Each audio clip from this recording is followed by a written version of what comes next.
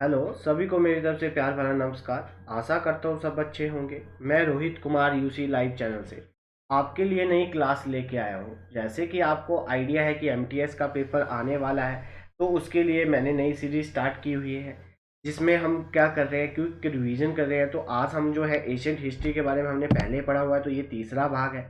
इससे पहले मैं दो भाग ले आ चुका हूँ, तो जिन्होंने वो क्लासेस नहीं देखी हुई है वो जरूर देख लें। इसका फ़ायदा ये होगा कि आपकी क्विक रिवीजन हो जाएगी, ये बातें आपने पढ़ के भी रखी होंगी और आपको पता भी होगा। तो एक बार आपका ये जो कंसेप्ट है ये रिवाइज हो जाएंगे, और आपके जो एमटीएस का पेपर है उसमें ये आपको काफ़ी फ़ायदा पहुंचाने वाली है। तो आप हमारे यूसी लाइव चैनल के साथ जुड़ें और अपने आने वाले एग्ज़ामों की तैयारी को यहाँ पे कंटिन्यू करें। जैसे एसएससी सीजीएल के जो फॉर्म है वो निकल गए हैं, उसकी जो हमारे पास वैकेंसीज है वो 7,000 वैकेंसीज है। तो उम्मीद करूंगा कि आप हमारे साथ जुड़ोगे और आने वाले जितने भी एग्ज़ाम आपने भरे होंगे उसमें ये आपको काफ़ी फ़ायदा पहुंचाने वाली है। तो आज जो हम डिस्कस करेंगे इसमें, तो आज हम जो हमने पिछली क्लासेस में डिस्कस कर लिया था उससे आगे हम यहाँ पे पढ़ेंगे। जो हमारे पास जैन धर्म था और जो हमारे पास बौद्ध धर्म था उसके बारे में पढ़ेंगे। वहाँ से क्या क्वेश्चन रहते हैं, कैसे क्वेश्चन रहते हैं, मैं थोड़े से 8-10 क्वेश्चन मैं आपको यहाँ पे लास्ट में प्रैक्टिस के लिए भी दूंगा। आप मुझे इसके आंसर भी बताओगे। ठीक है जी। तो चलिए स्टार्ट करते हैं। कहा गया कि हमारे पास जो जैन और जो बौद्ध धर्म था, जो जैन और बौद्ध धर्म था वो लगभग 600 ईसा पूर्व अस्तित्व में आया। ठीक है जी। मुख्य कारण ब्राह्मणों के, जो हमारे पास जो ब्राह्मण थे उनका जो वर्चस्व के खिलाफ प्रतिक्रिया, और उत्तर पूर्व में कृषि अर्थव्यवस्था का प्रसार। कि जो हमारे पास ब्राह्मण थे उनका जो वर्चस्व था वो बहुत ज़्यादा हो गया था, उसके उनकी उस प्रक्रिया को रोकने के लिए, और वहाँ पे एग्रीकल्चर जो इकोनॉमी थी नॉर्थ ईस्ट में, उसके मेन कारण थे। तो अभी जो है हम सबसे पहले हम बौद्ध धर्म के बारे में पढ़ेंगे। ठीक है जी। सबसे पहले हम बौद्ध धर्म, जो महात्मा बुद्ध थे उनके जीवन के बारे में मैं बताऊंगा। तो जो उनका जो बचपन का नाम था वो सिद्धार्थ था, और उनका जो जन्म हुआ था वो 1563 में हुआ था। और वो कहाँ मतलब उनका जन्म कहाँ पे हुआ था, तो जो कपिल वस्तु, नेपाल के पास एक एक हमारे पास राज्य हुआ करता था लुम्बिनी, वहाँ वहाँ के वो एक स्काई क्षत्रिय परिवार में हुआ था। तो ये पेपर में बड़ी बार क्वेश्चन आ चुका है कि महात्मा बुद्ध का जन्म कहाँ पे हुआ था। तो कहाँ पे हुआ था जी? कपिल वस्तु नेपाल के पास एक लुम्बिनी जो हमारे पास प्लेस था वहाँ पे हुआ था। और वो एक स्काई, जो हमारे पास उनकी जो डायनेस्टी थी स्काई, जो क्षत्रिय डायनेस्टी थी, उस फैमिली से वो संबंध रखते थे। उनके पिता का नाम, जो क्या नाम था, शुद्धो शुद्ध दो दोधन जो था, उनके पिता का नाम क्या था? शुद्धोधन था। ये वो एक स्काई वंश के प्रमुख थे। कि जो हमारे पास उनके राजा हुआ, जो उनके उस वो जो राजवंश था उसके जो राजा थे उनका नाम था शुद्धोधन। तो और उन ये कौन थे? तो ये महात्मा बुद्ध के पिता थे। उनकी माता का नाम महामाया था। ठीक है। उनकी माता का नाम क्या था? महामाया था या महादेवी था। जो वहाँ एक वंश हुआ करता था उस वंश का नाम क्या था? कोसलन वंश की राजकुमारी थी। उनकी माता का नाम क्या था? महामाया या महामाया देवी था।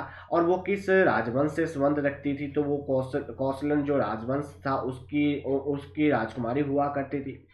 उनके जन्म के 7 दिन के बाद ही उनकी मृत्यु हो गई थी। तो जो हमारे पास महात्मा बुद्ध का जन्म हुआ था, तो उनकी माता की जो मृत्यु है उनके पैदा होने के 7 दिन के बाद उनकी मौत हो गई थी। और वो किस राजवंश की थी? तो वो किस राजवंश की थी जी? कौशलेन वंश की थी। और ये पेपर में बड़ी बार क्वेश्चन पूछा भी जा चुका है। तो उम्मीद करूंगा कि आप वीडियो को ध्यानपूर्वक देखेंगे, और फिर मैं जो आपके लिए क्वेश्चन लेके आऊँगा उसकी आप ढंग से वो क्वेश्चन लगाओगे, ताकि आपको एक आइडिया हो जाएगा कि आपकी जो तैयारी है वो कैसी चल रही है। नेक्स्ट क्वेश्चन देखते हैं। वे वंश के, स्काया वंश के थे, इसलिए उन्हें स्काया मुनि कहा जाता है। तो जो हमारे पास महात्मा बुद्ध थे वो किस डायनेस्टी के थे, किस क्लाइन के थे? तो स्काया क्लाइन के थे, इसलिए उन्हें स्काया मुनि के नाम से भी जाना जाता है। उनका पालन पोषण उनकी पालक माता गौतमी प्रजापति ने किया। तो उनकी जो हमारे पास माता थी, क्योंकि इनकी माता का नाम तो माया देवी था, जिनकी मौत उनके जन्म होने के 7 दिन बाद ही हो गई थी। परंतु इनका जो पालन पोषण किया था, जो इनकी सुतेली माँ थी, उनका नाम क्या था? गौतमी प्रजापति था। ठीक है, इसलिए उन्हें गौतम के नाम से भी जाना जाता था, इसीलिए उन्हें क्या बोला जाता था, गौतम बुद्ध के नाम से जाना जाता था। उनका विवाह यशोधरा के साथ हुआ। उनका विवाह किसके साथ हुआ? तो यशोधरा के साथ हुआ। और उसने राहुल को जन्म दिया, और उनके जो बेटे का नाम था वो क्या था जी? राहुल था। किसके? जो महात्मा बुद्ध थे उनके जो बेटे का नाम था वो क्या था जी? राहुल था। और वो किसका बेटा था? तो यशोधरा का बेटा था। और ये जो थी ये महात्मा बुद्ध की पत्नी थी। और इनका जो पालन पोषण किया था वो गौतमी प्रजापति ने किया था, इसीलिए महात्मा बुद्ध को गौतम के नाम से भी जाना जाता है। उम्मीद करूंगा कि आप वीडियो को लाइक, चैनल को सब्सक्राइब करना नहीं भूलेंगे। और ये वाला जो हमारे पास टॉपिक है बहुत इंपॉर्टेंट है, और यहाँ से बड़ी बार पेपर में क्वेश्चन आते हैं। तो उम्मीद करूंगा कि यहाँ से आपकी रिवीजन हो जाएगी, ताकि आपने पढ़ा होगा तो आपका रिवाइज हो जाएगा, और आपके आने वाले एग्जाम में ये आपको काफ़ी फायदा पहुंचाएगा। नेक्स्ट स्लाइड पे चलते हैं। 29 वर्ष की आयु में उन्होंने अपने घर, अपने घोड़े, उस घोड़े का नाम क्या था? ये बड़ी बार पेपर में पूछा जा चुका है। कंटक पर बैठकर घर को छोड़ दिया। तो पूछा जाएगा कि उन्होंने अपने घर को कब छोड़ा था? तो 29 वर्ष की आयु में उन्होंने अपने घर को छोड़ दिया था। और उनके घोड़े का नाम क्या था? तो उनके घोड़े का नाम था कंटक। ठीक है जी। वे 6 साल तक मगध के क्षेत्र में भटकते रहे। तो 6 वर्षों के लिए वो मगध के क्षेत्र में भटकते रहे, और इस दौरान उन्हें ध्यान का अभ्यास किया, और उन्होंने अलारा अलारा कमला से ध्यान सीखा। तो पेपर में क्वेश्चन आता है कि जो मेडिटेशन थी वो उन्होंने किससे सीखी थी? तो जो कमला थी उससे उन्होंने क्या सीखी थी? मेडिटेशन, ध्यान लगाना जो सीखा था वो उन्होंने अलारा कमला से सीखा था। इसको हाईलाइट कर लीजिए। और ये जो थे 6 वर्षों के लिए कहाँ पे भटके थे? तो 6 वर्षों के लिए मगध में ही भटकते रहे। उन्होंने 35 वर्ष की आयु में बोध गया में जो नील जाना नदी के तट पर एक पीपल के पेड़ के नीचे ज्ञान की प्राप्ति हुई। तो ये भी पेपर में क्वेश्चन आ चुका है कि महात्मा बुद्ध को किस वर्ष में ज्ञान की प्राप्ति हुई थी? तो 35 वर्ष में हुई थी। और कहाँ पे हुई थी? बोध गया में। एक नदी है जिसका नाम नीला नीला जना है, नीला जना नदी है। और वो उनको किस पेड़ के नीचे ये जो ज्ञान की प्राप्ति हुई? तो पीपल का पेड़ था जिसके नीचे उन्हें ज्ञान की प्राप्ति हुई। पता नहीं कितनी बार कितने एग्जाम में ये क्वेश्चन आ चुका है कि महात्मा बुद्ध जी को जो हमारे पास किस पेड़ के नीचे ज्ञान की प्राप्ति हुई थी? तो उस पेड़ का क्या, वो किस चीज का पेड़ था? तो पीतल का पेड़ था। और कब कहाँ पे हुई थी? तो बोध गया में हुई थी। नदी का नाम पूछे तो नीला नीला अंजना नदी थी। नीला अंजना जो नदी थी उस नदी के किनारे इनको क्या हुआ था जी? ज्ञान की प्राप्ति हुई। और किस वर्ष में हुआ था? तो 35 वर्ष में हुआ था। उन्हें जो ध्यान लगाना सिखाया था वो किसने सिखाया था? अलारा कमला ने सिखाया था। और वो 6 वर्षों के लिए मगध में भटकते रहे। और उनके घोड़े का नाम था क्या था? कंटक था। और जब वो 29 साल की उम्र में घर को छोड़कर निकल पड़े थे। नेक्स्ट स्लाइड देखते हैं। इसलिए उन्हें बुद्ध कहा जाता है, जिसे क्योंकि उनको जो ज्ञान की प्राप्ति हुई थी वो बोध गया में हुई थी, इसलिए उन्हें क्या कहा जाता है? बुद्ध कहा जाता है। इसे ज्ञान प्राप्त हो गया था। और उन्होंने सनातन के हिरन पार्क में अपना पंच पंच शिष्यों को पहला उपदेश दिया था। ये भी पेपर में क्वेश्चन आ चुका है कि जो उनके द्वारा पहला जो उपदेश है महात्मा बुद्ध के द्वारा वो कहाँ दिया गया था? तो सारनाथ में दिया गया था। अगर पूछे सारनाथ में कहाँ पे दिया गया था? तो जो हिरन पार्क था वहां पे उन्होंने क्या दिया था? अपना पहला जो उनके द्वारा क्या दिया गया था? हिरन पार्क में उन्होंने अपने 5 शिष्यों को पहला उपदेश दिया था। इसे कानून के पहिए को गतिमान करना कहा जाता था। तो उनका जो पहला जो उन्होंने हमारे पास उपदेश दिया था उसे क्या कहा था? तो उन्होंने कहा था इसे कानून के पहिए को गतिमान करना कहा जाता है। कानून के पहिए के बारे में, चक्कर के बारे में उन्होंने बताया था। उनके 5 शिष्य थे। उनके 5 शिष्य का नाम क्या था? असजानी, दूसरा था मोगलाना, उपल उपल उपल सरीपत और अनंत।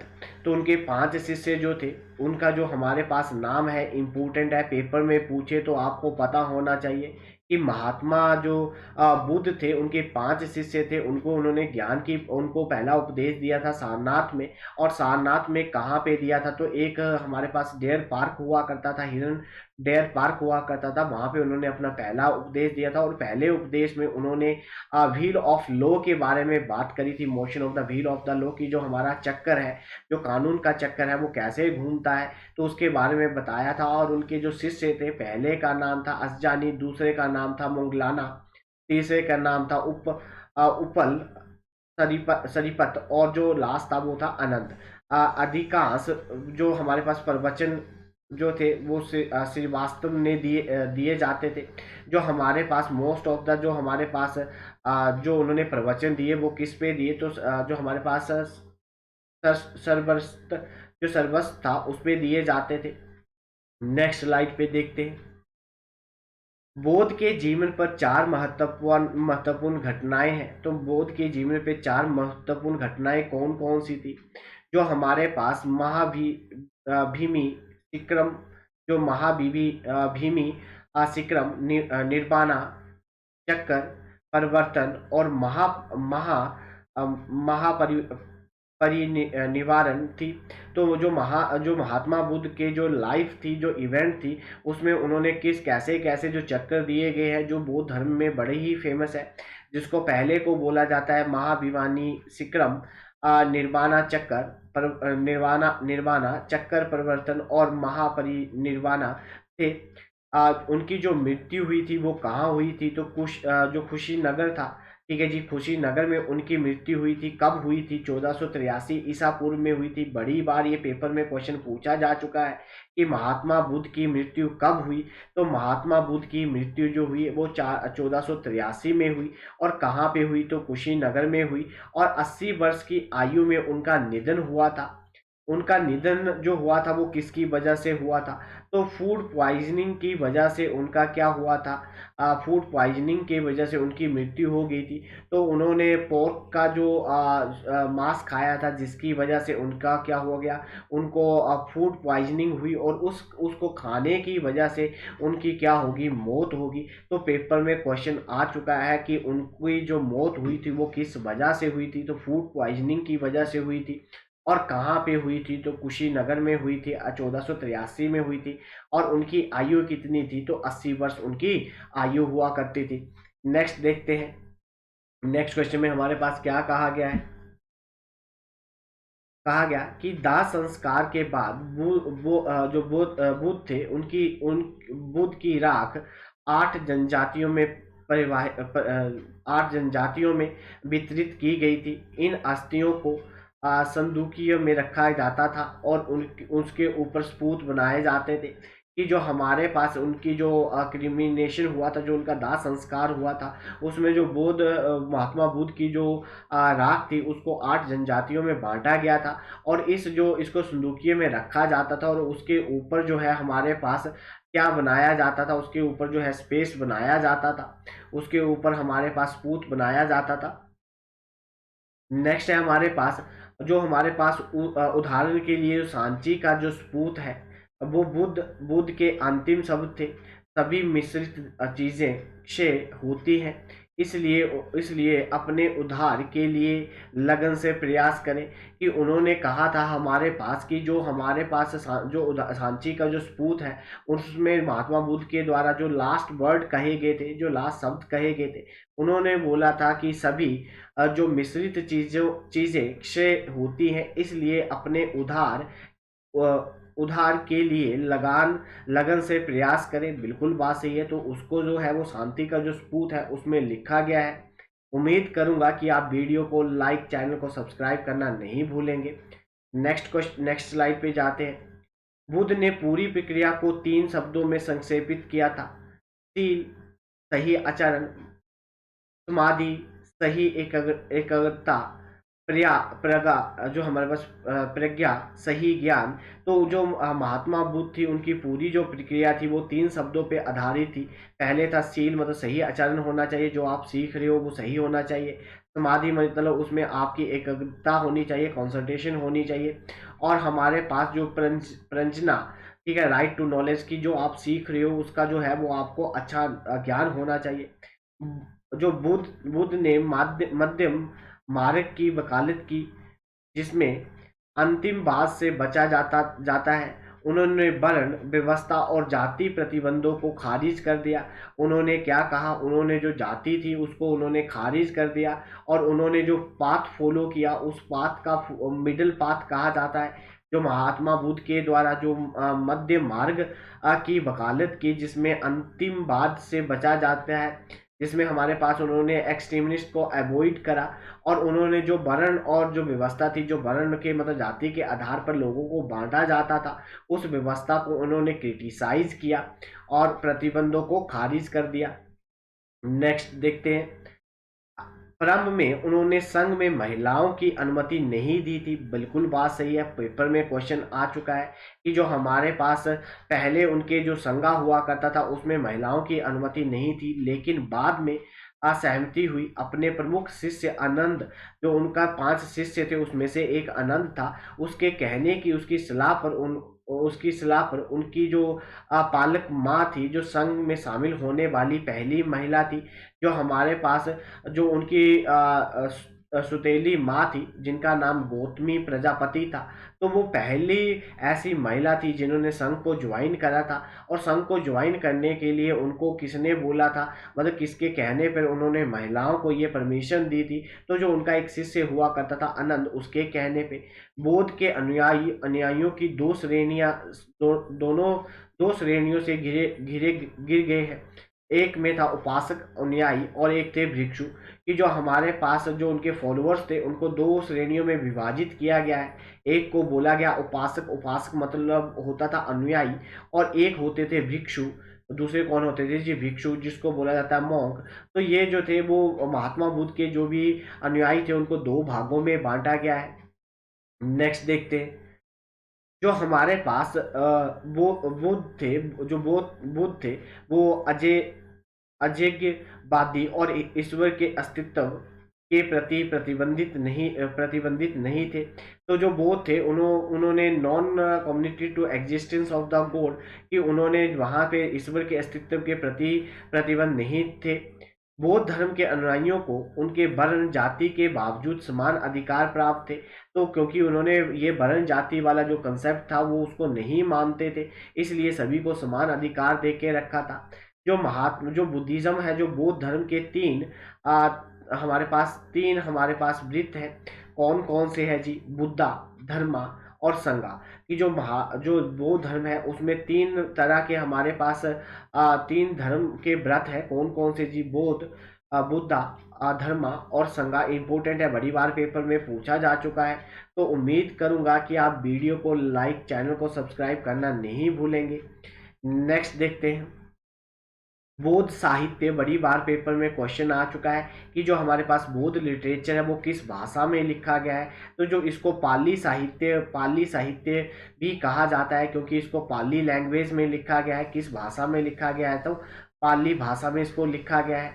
इसमें हमारे पास सुत पिटक, विनय पिटक, और जो हमारे पास अभिधर्मा पिटक बौद्ध धर्म की त्रिपिटक कहलाती है। तो हमारे पास त्रिपिटक जो है वो कौन कौन सी है बुद्धिज्म की। तो ये बड़ी बार पेपर में पूछा जा चुका है कि हमारे पास कौन कौन सी है, सूता पिटक, विनया पिटक, और जो हमारे पास अभी धर्मा पिटक। ये बौद्ध धर्म की 3 जो है त्रिपिटकास है, जो बुद्धिज्म के बारे में बताती है। त्रिपिटकास बौद्ध धर्म की सबसे महत्वपूर्ण और पवित्र पुस्तकें हैं। ये तीनों की तीनों जो है बौद्ध धर्म की बहुत ही पवित्र और बहुत ही महत्वपूर्ण बुक्स है, जिसके बारे में हमें बौद्ध धर्म के बारे में पता चलता है।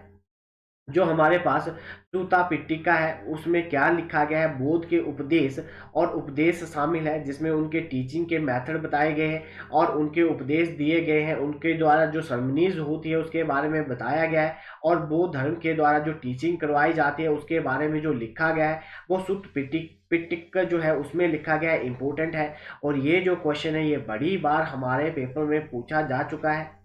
नेक्स्ट देखते हैं, जो हमारे पास विनया पिटक जो है इसमें क्या है, संघ और भिक्षुओं के को नियंत्रित करने वाले नियमों का संग्रह है। बिल्कुल बात सही है। तो ये पेपर में पूछा जा चुका है कि जो संघ में जो भिक्षु रहते हैं उनको किस हिसाब से रूल बताने हैं, उनको कैसे इकट्ठा रखना है, तो उसके बारे में जो लिखा गया है वो जो विनय पट्टिका है उसमें लिखा गया है।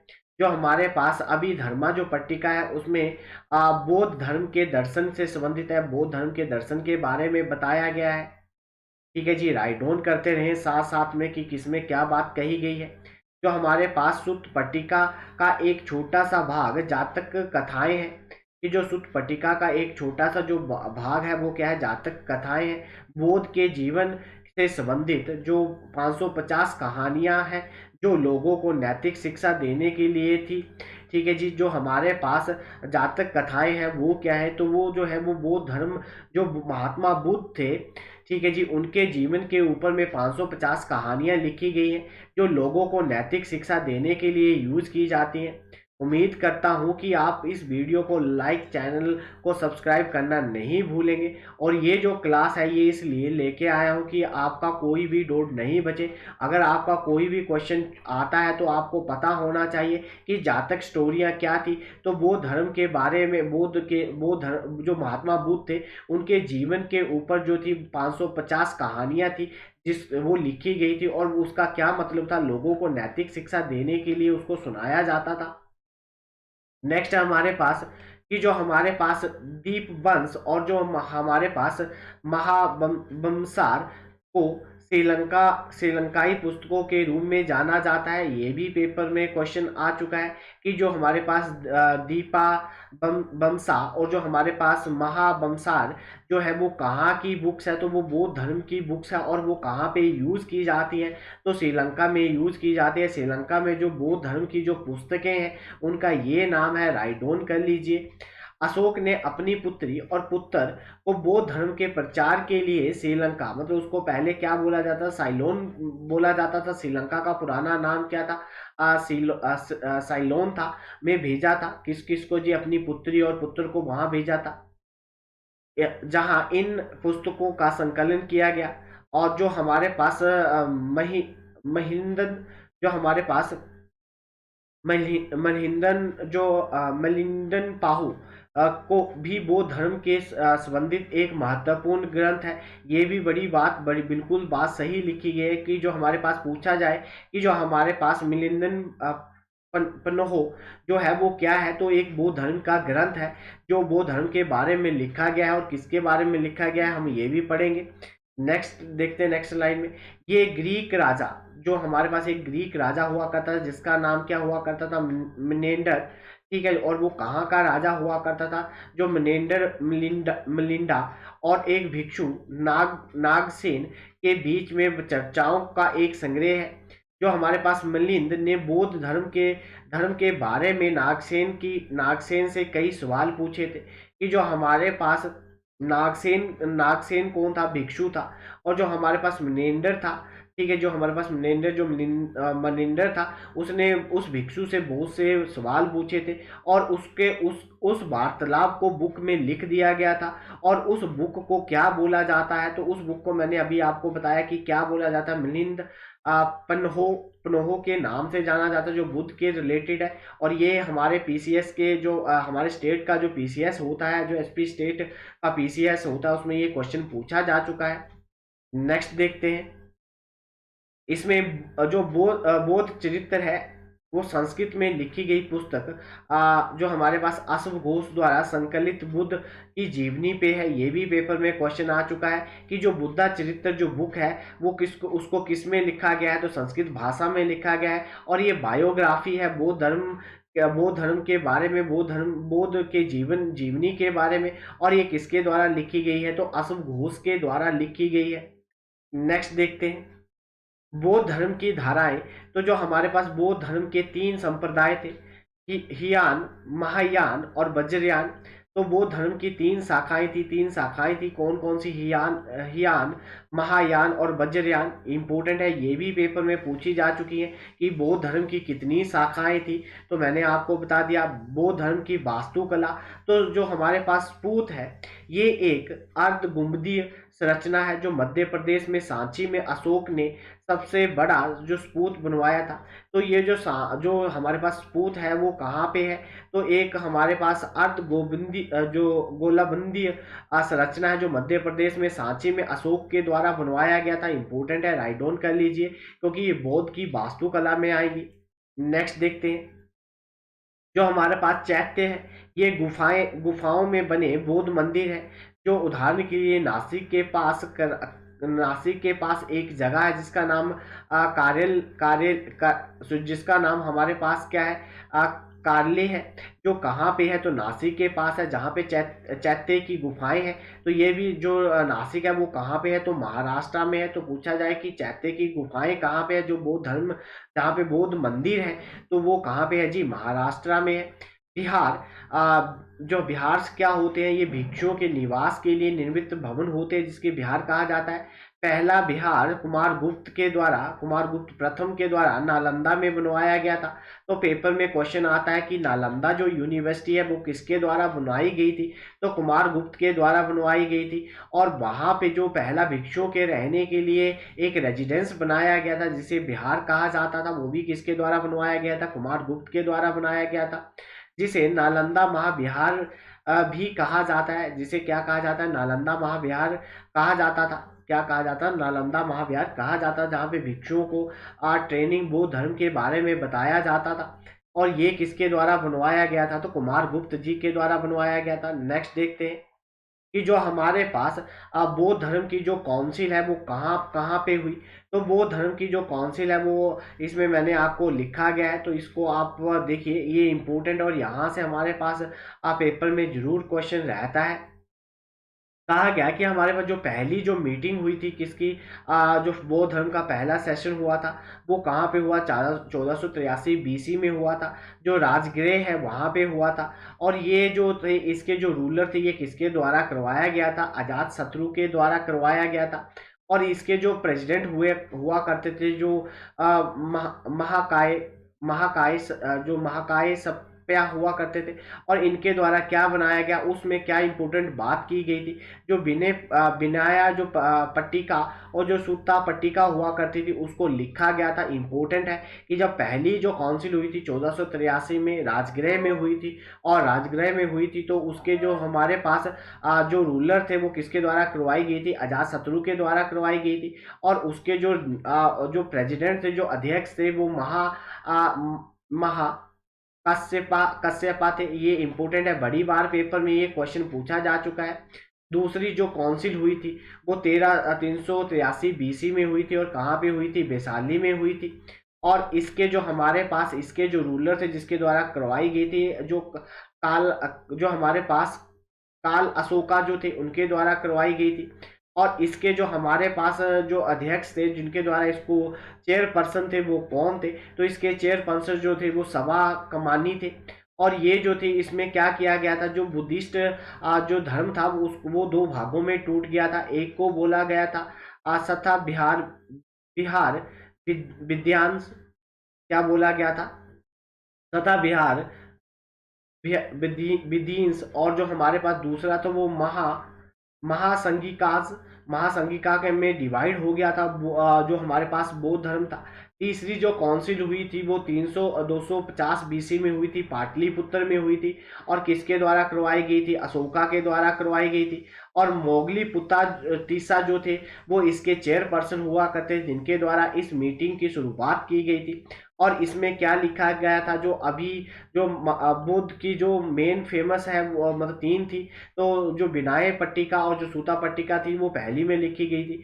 जो अभी धर्मा जो पट्टिका जो थी उसको लिखा गया था कब जी, जब हमारे पास थर्ड जो काउंसिल हुई थी कहाँ पे जी, पाटलिपुत्र में हुई थी। और वो किसके द्वारा करवाई गई थी, तो राजा अशोक के द्वारा करवाई गई थी, जिसमें हमारे पास अभी धर्मा पट्टिका के बारे में लिखा गया था।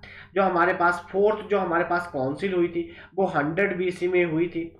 और वो कहाँ पे हुई थी, जो हमारे पास कुंडला बन बन जो थी वहाँ पे हुई थी, और ये जगह कहाँ पे है जी, कश्मीर में है। और ये किसके द्वारा करवाई गई थी, तो कनिष्क के द्वारा करवाई गई थी। और इसके जो प्रेसिडेंट थे जिनके द्वारा इसको स्टार्ट किया गया था वो कौन थे, तो विष्णु मित्रा हुआ करते थे। और इसमें क्या हुआ था जी, डिवीजन हो गई थी किसकी और किसकी, जो हमारे पास जो हमारे पास ही जो हमारे पास आ, किसकी हमारे पास डिवीजन हो गई थी, जो हमारे पास हियान और जो महायान थी उसकी क्या हो गई थी, डिवीजन हो गई थी। तो ये इंपॉर्टेंट है। तो मैं उम्मीद करूंगा कि आप वीडियो को लाइक, चैनल को सब्सक्राइब करना नहीं भूलेंगे। और ये आपके आने वाले जो आपके जितने भी एग्जाम है उसमें ये आपको काफ़ी फायदा पहुंचाने वाली है। उम्मीद करूंगा कि हमारे साथ जुड़कर आप आने वाले जितने भी एग्जाम है उसकी तैयारी को कंटिन्यू रखेंगे। तो आज की क्लास हम यहीं पे ऑफ करते हैं। ये मैं आपके लिए फास्ट रिवीजन लेके आया हूं। अब हम इसके बाद क्या करेंगे, एमसीक्यू लगाएंगे। जो हमारी नेक्स्ट वीडियो आएगी उसमें हम एक तो पहले हम क्या करेंगे, एमसीक्यू लगाएंगे। जो अभी तक हमने हड़प्पा वगैरह जो पढ़ लिया उसमें से हम एमसीक्यू लगाएंगे, और जो बौद्ध धर्म पढ़ लिया उसमें एमसीक्यू लगाएंगे। और उसके बाद हमारे पास जैन धर्म आएगा जो भी आपका आधे पौने घंटे में खत्म कर दूंगा। तो उम्मीद करूंगा कि आप वीडियो को लाइक, शेयर और चैनल को सब्सक्राइब करना नहीं भूलेंगे। तो आज की क्लास हम यहीं पे ऑफ करते हैं। धन्यवाद।